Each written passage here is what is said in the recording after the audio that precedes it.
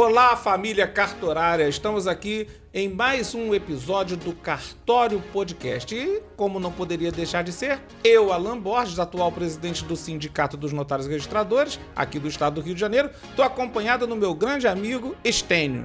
Tudo bem, Alan? Tudo bem, meu amigo. Eu estou muito feliz de estar hoje aqui. Eu sou o Estênio Cavalcante, presidente da Noreg RJ, e feliz de novo porque fiz uma visita ao nosso querido Léo Almada. O Léo é uma pessoa que a gente não pode deixar de visitar. É o expoente da nossa classe, não é? Para nós, dispensa apresentações. Exato. O Léo é como é que a gente pode dizer? Uma referência na nossa atividade. Quem está entrando agora, talvez não conheça o Léo, mas ele extrapola, assim, ele invade outras áreas. Sim, sim. O Léo, ele sempre foi muito generoso com todo mundo. E ontem nos recebeu com essa generosidade no seu escritório. O Léo Almada, gente, é uma pessoa que, além do expoente que o Estênio aqui vem se referindo, e destacou aqui a generosidade do nosso amigo, a gente dá orgulho de dizer que a gente é amigo do Léo Almada. Algumas pessoas têm essa característica, né, Estênio? Sim. A gente se orgulha de simplesmente ser lembrado. Quando o Léo Almada lembrava do meu nome, só que ele faz isso com todo mundo, mas ele faz de um jeito tão especial que a gente, quando sabe que essa pessoa lembra da gente, quando você recebe uma ligação, você pensa assim, pô, será que eu mereço essa ligação? Será que eu mereço essa lembrança? Então a gente tem orgulho e muita satisfação de saber o quanto essa pessoa importante, referencial para a categoria, dedica o tempo com essa extrema generosidade para qualquer um, independente do seu tamanho, não é, Estênio? Ele faz isso com qualquer pessoa.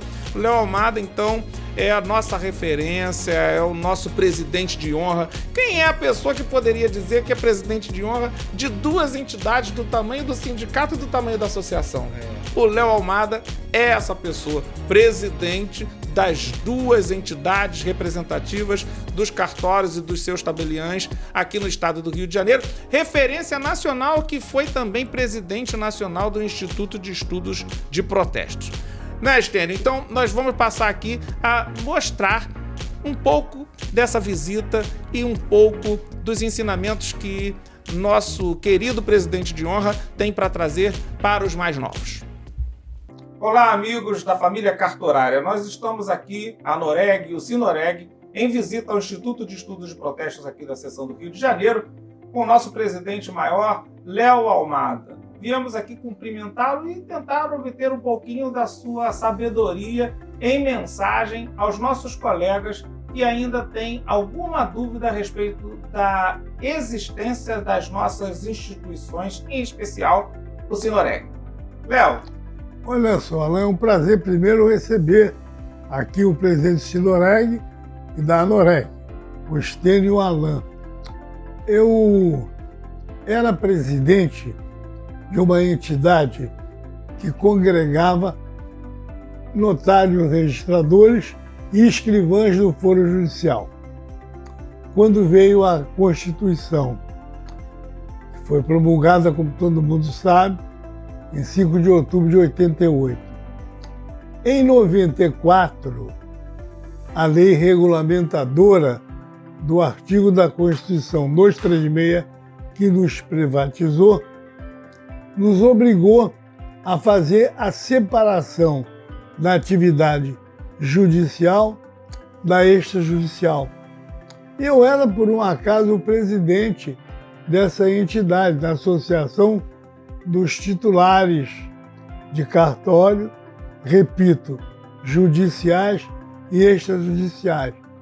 Por deferência do presidente do Tribunal de Justiça da época, o auditório do tribunal nos foi oferecido. E nós fizemos uma Assembleia Geral para separar a atividade judicial da extrajudicial, tendo em vista a nossa privatização.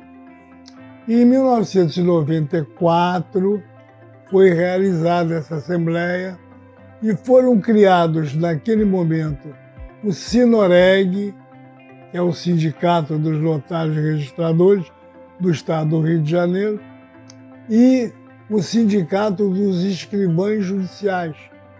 E a partir daí, os notários registradores privatizados começaram a caminhar sozinhos. O Sinoreg já tinha 3 salas de sua propriedade na Avenida 13 de Maio, onde nós nos reunimos. E apareceu um andar na rua do Ajuda, número 35, à venda. E o Sinoreg se atreveu a comprar esse andar e deu as 3 salas como entrada do pagamento e mais algum recurso que tinha. Mas a Anoreg, que foi criada 2 anos depois, não tinha absolutamente nada. Aí nós resolvemos fazer uma rifa e uma vaquinha. Uma rifa proveniente de um automóvel que um colega de Friburgo ofereceu para ser leiloado, e quem foi o beneficiário foi o Walter Bezzi, o 3º ofício de protesto, que foi o sorteado. E aí começamos a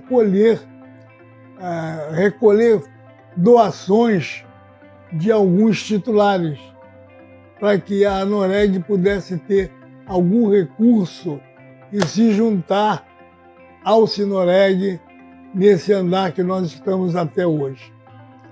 Sempre trabalhamos harmoniosamente. Por quê? Porque os mesmos dirigentes do Sinoreg eram os da Anoreg. A gente só invertia os cargos, mas os nomes eram os mesmos.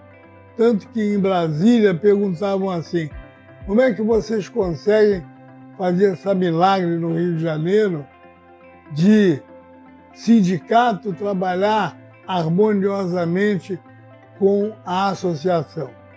Eu digo, fruto desse entendimento. E por aí foi durante longos anos. Um determinado período, houve uma eleição em que uns opositores ganharam essa eleição e acharam por bem tirar o Sinoreg de dentro de uma propriedade que também era sua. O Sinoreg saiu, se alojou provisoriamente numa sala na Erasmo Braga, mas agora, com a vitória do Stênio para a Anoreg, houve a possibilidade da gente trazer de volta, trazer para dentro novamente da nossa sede o Sinoreg, com o Alain assumindo a sua presidência. Como vocês puderam ver nas imagens, o Léo, com essa generosidade conhecida, recebeu a gente ali com muito acolhimento. Isso que às vezes nos surpreende, né? É uma característica natural do Léo. Quem convive com o Léo já se acostuma com essa receptividade, com a preocupação com o outro. O Léo sempre foi assim.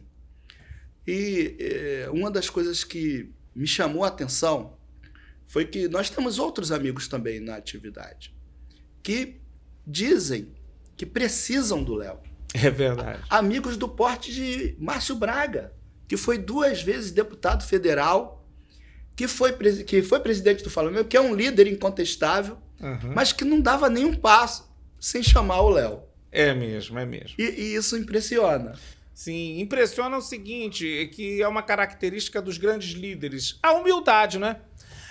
O Márcio Braga é uma referência também de humildade, de acessibilidade, de receptividade, de cuidado com os mais novos, que nós, né, quando chegamos aqui, nós éramos as pessoas assim, quase que recém-formados. Eu tinha 5 anos de formado, jovem, com menos de 30 anos, cheguei na categoria com esses bastiões da moralidade, da legalidade, pessoas que são referenciais em todas as áreas, porque quem não teve a oportunidade de conhecer o Léo Almada, em 1980 ele foi presidente do América no título do campeonato que foi a Copa dos Campeões, os campeões do Rio de Janeiro, o América ganhou. Ganhou do Flamengo, ganhou do Botafogo, ganhou do Fluminense. E o Léo era presidente. O Léo era o presidente nesse último título que o América conquistou. Então, veja, ele era referência lá no esporte. Politicamente, internamente, o clube foi referência lá na Tijuca, lá na sede da Afonso Pena.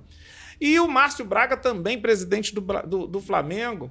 Outros colegas, não sei, a gente tem uma vocação, né, para estar sempre querendo inspirar as pessoas. E eu preciso dizer, Estênio, que o Léo Almada sempre me inspirou, é uma referência, e eu acredito que nós dois, como viemos do mesmo concurso, trabalhamos juntos, temos a nossa amizade muito próxima, né? A gente pode falar que a referência sempre foi o Léo Almada. Claro que a gente tem referências pessoais, mas institucionalmente, e hoje, graças a Deus, eu penso assim, né? Que nós nos tornamos amigos dessas figuras lendárias, né? Isso é importante para os novos saberem, e é importante para todas as pessoas que conhecem o segmento cartorário. Nós trabalhamos como fôssemos verdadeiras famílias. Nós trabalhamos assim. Nós temos uma proximidade com a nossa clientela, né? Nós temos proximidade, a gente tem que entrar no problema para resolver. O notário, ele resolve inventários, ele resolve escrituras declaratórias de reconhecimento, por exemplo. Como é que você vai fazer isso simplesmente tratando a pessoa apenas de uma forma comercial? A gente precisa se imiscuir na questão pessoal, né? E esse tratamento que a gente tem com todos os nossos usuários, a gente recebe do próprio Léo Almada, do próprio Márcio Braga, a gente recebe essa orientação, essa instrução, esse tratamento liano, né? Para falar uma palavra que quase ninguém usa, talvez por poucas pessoas usarem, esteja tão em desuso. Mas essa cortesia, essa educação, me impressiona muito, Estênio, me impressiona muito. Impressiona realmente, porque, embora seja, né, um comportamento eticamente correto, a gente não vê sempre, né? E quando a gente vê, então, esse exemplo que arrasta, o exemplo que arrasta, né? E não só palavras ao vento, então ajuda a gente a se comportar, se portar e a ver que o sucesso, porque eles são homens de sucesso, não vem à toa. O sucesso vem com trabalho, o sucesso vem com todas essas características de doação à atividade, de dedicação à atividade, que é o que a gente espera de todos os notários registradores. Principalmente dos líderes, né? Sendo que essa condição eles alcançaram, não apenas eles, mas para não ser, como é que eu vou falar assim, injusto, a gente tem pessoas que até já não estão mais entre nós, não é? O próprio nome do nosso auditório, Tabelião Balbino, uma pessoa absolutamente cortês, preocupada com os outros. Ele não se preocupava apenas consigo, se preocupava com a condição de todos os colegas. Ney Ribeiro, já falecido, nosso amigo João Batista, o tabelião do cartório que foi lá da tua área, lá em Itaboraí, não é? O João Batista era daquela manilha, né? Condição de manilha. Então, quer dizer, a gente tem tantas pessoas que sempre se dedicaram ao coletivo e sempre pensando também na população. Isso é que é interessante. A gente, quando atua como cartório, a gente atua pensando exatamente no conforto, na solidez, da proteção do patrimônio pessoal. É nessa estratégia que funciona a existência dos cartórios, a proteção. E agora está sendo reconhecido pelo governo, né? O governo não está colocando os cartórios cada vez mais como auxiliar da fiscalização? A gente tem esse provimento aí, 161, que saiu agora, né? Alterando um provimento anterior, que, se eu não me engano... Era 159? 161 é o atual. O atual, não, era mais antigo. Antigo. É o que fala da atuação junto ao COAF, né? Sim. Que a gente informa. Eu até, nesse e em outros casos, a desjudicialização me parece muito mais positiva. Sim. Porque nessa atuação, inclusive ao COAF, pode haver, isso é um entendimento muito particular meu, que eu queria agora até deixar para um debate. Sim. Né? Eu acho que a atuação do tabelião, ele não é exatamente essa. de um fiscal, como se fosse um fiscal da Receita, certo? O tabelião pode, sim, auxiliar, informar determinadas situações, mas ele não deve ser um fiscal a averiguar dentro da vida pessoal ou dentro do cartório o que está acontecendo de irregular. Embora exista esse princípio, né, um dos princípios da atividade nossa é o princípio que a gente tem uma juridicidade, uma polícia, né, na nossa atuação, a gente deve praticar o ato corretamente, a gente deve orientar as partes corretamente, deve agir com imparcialidade, isso é óbvio, existe na nossa atuação. A gente não é um investigador da vida pessoal de ninguém. Isso deve conviver também com o nosso dever de sigilo. Então é aí que a gente também embora sejamos imparciais, a gente também se aproxima aí, como toda a profissão, da profissão do advogado, do padre. Há um dever de sigilo. Então isso deve conviver também com essas situações. É sempre uma atuação sui generis a nossa, não é? É verdade. E quando a gente, eu também eu sou muito pé no chão. Eu gosto de colocar sempre uma situação de que nessa atuação em que a gente procura o bem social, veja bem, a gente trabalha não só de forma utópica. Nós vamos praticar. Não. A gente deve trabalhar, sim, buscando atender aos interesses, porque isso é que mantém a atividade, isso mantém a chama. Eu acho bastante interessante isso, por exemplo. A nossa atuação em caráter privado, ela não atua melhor à toa. Ela é uma percepção de que quando você atua se beneficiando, você também beneficia os outros. Então, isso é muito interessante porque isso toca até em questões ideológicas e tal, em questões mais profundas, mas o que eu quero dizer aqui, o notário não precisa ser um sujeito altruísta para atuar em benefício da sociedade. Ele atua em benefício da sociedade até quando ele é egoísta, vamos dizer assim. É claro que não é essa... não deve ser essa atuação. Mas o que eu quero dizer é que, se você atua em benefício da serventia, em benefício do serviço, você, é claro, vai ter mais lucros, vamos dizer assim, vai ter mais rendimentos, mas você vai ter uma atuação mais benéfica para a sociedade. Compreendo. E, aliás, essa sua fala vai ao encontro do que o Léo falou. Vamos escutar as próximas palavras que são dirigidas a você. Vamos observar o que o Léo diz. E eu quero aproveitar e mandar o recado para os novos colegas que estão chegando, que sempre procurem saber a razão ainda da nossa existência. E também fiquem certos de que vocês só estão chegando via concurso de provas e títulos, porque a nossa entidade máter, a Anoreg BR, que na época se chamava ATEB, propôs, durante a Constituinte, um artigo que obrigasse o ingresso na nossa atividade por concurso de provas e títulos.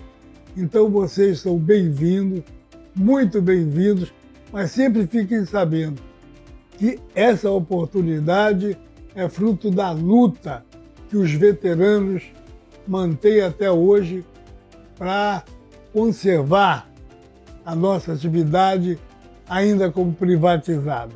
Sejam todos muito bem-vindos. É uma maravilha ouvir o Léo. É uma maravilha. Ele traz a história, ele traz toda essa experiência e traz o conhecimento, porque ele viveu aquilo. Eu achei interessante aí, Léo, eu até queria que você esclarecesse esse ponto. Em 88, saiu o artigo lá, 236, né, que esse artigo já teria privatizado a nossa atividade. Então, ou foi só na lei de 94? Porque parece que houve um período aí, né? Não, a Constituição privatizou. Sim. No artigo 236. em 88, mas houve a necessidade da regulamentação. Sim, em E 94. esse projeto durou 6 anos, com 5 relatores diferentes, e a nossa luta cotidiana Imagina. até conseguir aprovar em novembro de 94 a Lei 8935. Então aí vem uma outra pergunta que eu queria fazer. Então quer dizer, embora tenha, quando você fala que privatizou, já não havia em 88, os cartórios já não trabalhavam nesse regime de privatização? Eles eram oficializados? Não, não era oficializado. Podemos dizer uma semi-privatização, porque sempre os cartórios extrajudiciais, o titular sempre foi o responsável por salário, INSS, fundo de garantia, etc. e tal. Isso, o regime era esse, em todo o país.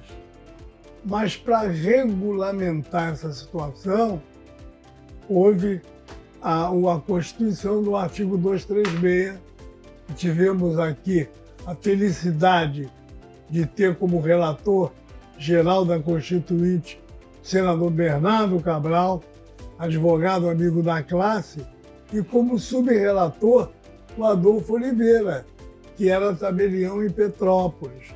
Então isso ajudou muito, além de vários parlamentares que eram titulares de cartório. Márcio Braga, Sim. Ronaldo Cunha A gente tinha uma Lima. boa representação, né? Isso, tínhamos vários. Ok.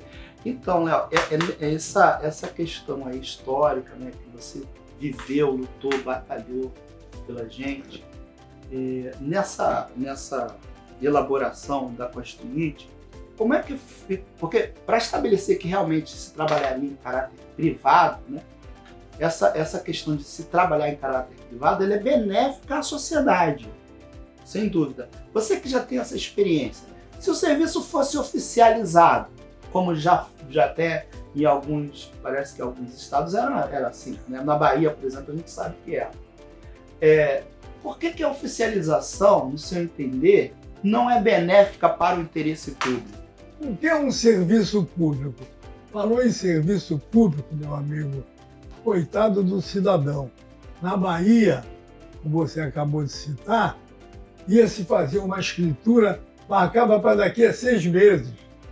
Não interessava aos funcionários do cartório agilizar nada, porque ele recebia um salário. Então, como é um servidor público, infelizmente, no nosso país, né? Se oficializasse, ao invés de privatizar, ia ser um caos. Ia ser um caos para a sociedade. Nós, modéstia à parte, trabalhamos com dedicação, sempre fizemos isso, não temos dia nem hora para trabalhar. Aí o Alain, como registrador civil, que trabalha sábado, domingo, feriado, etc. e tal. Coisa que talvez não acontecesse se oficializasse. E esse foi um dos argumentos que nós usamos na Constituinte junto aos parlamentares. Mas o serviço nosso não pode... Em princípio, havia um trabalho lá feito de estatização do nosso serviço. Nós tivemos que desmanchar isso, mostrando o benefício para a sociedade com a privatização. E felizmente nós conseguimos. Foi uma luta cruel, uma luta árdua. Eu morei em Brasília 2 anos. Morávamos no hotel Naum, né? Tínhamos já Penteado, que era o coordenador geral. A Noreg BR, que se chamava ATEB, formou um grupo de trabalho de 13 membros de todo o país. Eu era o secretário executivo para trabalhar na Constituição? Isso, para trabalhar na Constituição. E na hora da regulamentação do artigo, vários deputados que eram relatores renunciavam, achando muito difícil a regulamentação da nossa atividade. Até que o 5º relator e nós escolhemos e fomos encontrar com ele no aeroporto Nelson Jobim, que foi ministro do Supremo Tribunal Federal, no aeroporto, deputado, por favor, nós estamos precisando regulamentar a nossa atividade. 4 colegas seus já começaram e pararam no meio do caminho. O senhor aceita? Com uma condição. Eu vou formar um grupo de 5 notários e registradores. E só vou trabalhar com eles. Não vou ouvir mais nenhum de vocês. Se vocês toparem isso, vamos nos reunir no meu gabinete todo dia pela manhã, mas não ouvirei ninguém mais. E, modéstia à parte, eu fui um dos 5 redatores da Lei 8935. Maravilha. Comandado pela Léa Portugal, que era a nossa presidente nacional. E aí, assim foi feito. E conseguimos aprovar, só em 94, um artigo de 88, 6 anos. Isso Mas que foi o uma Léo... luta cruel, mas estamos aí. Então, isso aí que o Léo tá dizendo, gente, é um pequeno pedaço, uma pequena parte de todo o trabalho que ele e esses nossos colegas veteranos já desenvolveram. Uma pequena parte. O que ele falou aqui já é quantos anos de trabalho, né? Anos e anos de trabalho, e é uma pequena parte do trabalho desenvolvido pelo Léo. E a gente observa o quê? Tanto a Constituição quanto a Lei 8935 beneficiam a colegas que estão entrando agora, beneficia a renovação da atividade, essa oxigenação que o concurso deu, né? Essa oxigenação que o concurso deu nos enfraqueceu politicamente. Foi um efeito colateral, embora o concurso seja muito mais benéfico. Mas a gente precisa, então, que os colegas tenham mais essa participação política, sem a qual a nossa atividade não pode nem sobreviver. É uma luta constante, não é, Léo? Verdade. E é isso, a gente tem muito orgulho nela de ter um general como o Léo, um marechal como o Léo na nossa... Eu queria aproveitar aqui para dizer o seguinte, que toda vez que eu tive a oportunidade de conviver muito com você, né, Léo? Eu tive a oportunidade de sempre ter aulas de história como essa. Então, eu vejo assim como um privilégio que nós temos de ter essa mente brilhante, a gente ter convivido com algumas dessas mentes brilhantes que o Léo acabou de citar, o Dr. Antônio Penteado, o Dr. Léo Portugal, o Márcio Braga, evidentemente, o Ronaldo Cunha Lima. A gente teve a oportunidade de conhecer, mas por quê? Porque a generosidade, Léo, eu falo isso de público, sua, de sempre nos levar, de sempre nos acolher. A gente, na nossa insignificância, pequenininho lá, e você sempre nos atendendo, como eu estive sempre no Registro Civil aqui do Rio, né, Léo? Fui lá em Campo, o Léo visitou a gente, o Ney Ribeiro, o próprio Márcio, visitaram a gente lá em Campos do Goitacazes. Eu me lembro do Ney lá. Do Ney, né, dando aula, do Waldner. O Fernando foi, não foi? O Fernando, o Waldner Quintanilha, falecido, que era o titular do 7º RCP. Todos, com sua forma abnegada de agir, visitaram colegas que tinham recém sido aprovados e nessa condição deram aula, ensinaram como é que a gente trabalharia e como nós receberíamos os pedidos. Eu me lembro, Léo, que o Waldner falou uma coisa que me marcou e que diz o seguinte: tomem muito cuidado com os seus amigos, porque seus inimigos não vão pedir nada, mas os seus amigos pedirão para obter algum benefício. Então, isso foi um aviso muito bacana, que eu aproveitei, compreendi, e eu quero agradecer aqui, Léo, mais uma vez, a sua aula, a sua explanação, o seu conhecimento histórico, e para mim, você é realmente um cânon da nossa atividade, e é um privilégio toda vez que eu venho aqui e converso com você. Privar da sua amizade é algo assim que enaltece muito o meu ego, e acho que o do Stênio também. Então eu queria agradecer, inclusive, pelo Stênio, pelas palavras dele, que ajudam os novos a compreenderem a atividade de onde surgiu. Eu queria agradecer, então, mais uma vez, Léo, muito obrigado pela sua participação, pela sua paciência. A gente sabe que você tem compromisso, então a gente vai encerrar aqui a participação do Cartório Podcast com as palavras finais aqui do Stênio. Então eu só tenho também a agradecer o sentimento de gratidão por esse guarda-chuva de proteção que vocês construíram ao redor da nossa atividade e parabenizar.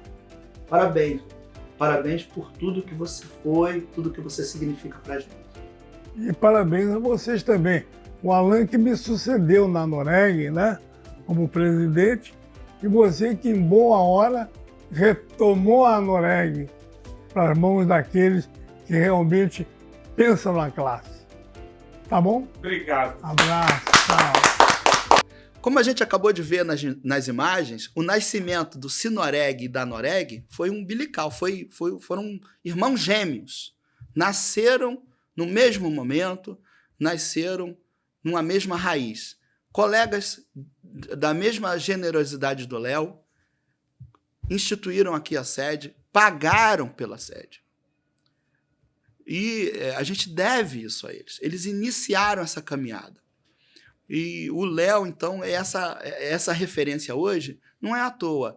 Essa sombra na qual a gente cresce, dessa árvore que eles plantaram lá atrás, que não foi exatamente no nascimento do Sinoreg e Anoreg. Como o Léo disse na filmagem, foi anterior. Já vem de antes. É um trabalho feito anteriormente. São colegas que lutaram pelo concurso público, não é, Alan? Exatamente. Adolfo de Oliveira, tivemos congressistas, né, que participaram da Assembleia Nacional Constituinte, uma participação assim, muito dedicada, trabalhando junto com os parlamentares. Isso tudo é algo assim, a gente precisa ter muita gratidão, não é? Além da generosidade, a gente tem que reconhecer isso. Quando a pessoa esquece, né, dos seus ancestrais, Stênio, eu acho que a história se perde. E a gente está aqui, o objetivo do Cartório Podcast é exatamente manter essas histórias vivas, para que você que vai ser um cartorário, para você que vai utilizar os serviços extrajudiciais, você saiba como isso foi criado, como surgiu.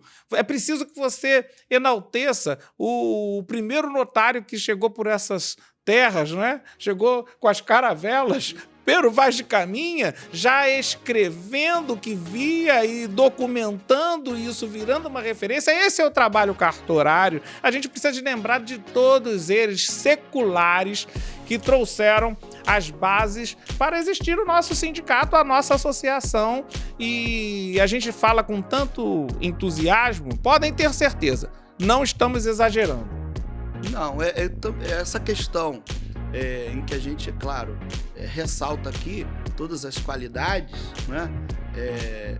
Quem não tem defeitos, né? Claro que todos temos defeitos, mas o que a gente vê dentro dessa atuação desses nossos colegas é que, no geral, no comum, naquilo que era costumeiro, a gente sempre pode contar com eles. A gente, quando tem um problema, nós temos uma base, nós temos um alicerce que tem uma estrutura inigualável. E esses colegas, eles merecem o nosso respeito. Com certeza. Eles merecem a nossa referência, a nossa deferência. Eles merecem toda essa homenagem. E o que a gente espera é que essa consciência de que você preservar aquilo que veio antes de você, porque é bom, isso é vital. Se você joga fora tudo aquilo que é do passado, dizendo, eu hoje vou mudar o mundo, eu hoje vou salvar o mundo, isso é perigoso, porque as novas ideias, elas são sempre perigosas. Você tem que ter um pé no chão, tem que ter um alicerce. Deu certo até hoje aquela ideia, você vai jogar ela no lixo? Então é preciso ter menos arrogância. Nós que temos menos idade, que temos menos experiência, a gente precisa de ter também essa generosidade, também essa humildade para construir uma classe, para construir um notariado e um grupo de registradores firme e forte. Eu fico muito orgulhoso das palavras do Stênio, que posso dizer que são as minhas, porque há uma afinação.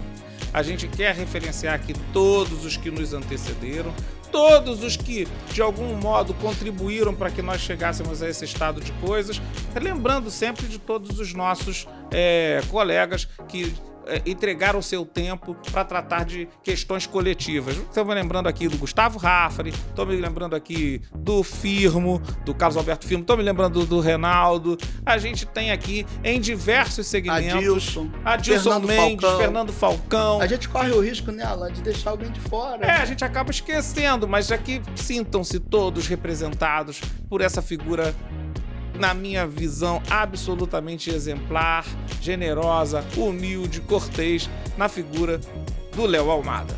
Amigos, com essas palavras, chega ao fim o episódio de hoje do Cartório Podcast. Eu, Alan Borges, presidente do Sindicato dos Notários e Registradores, e o Stênio Cavalcante. Eu, Stênio Cavalcante, presidente da Noreg RJ. Vamos fechando aqui o Cartório Podcast. Muito obrigado, telespectadores.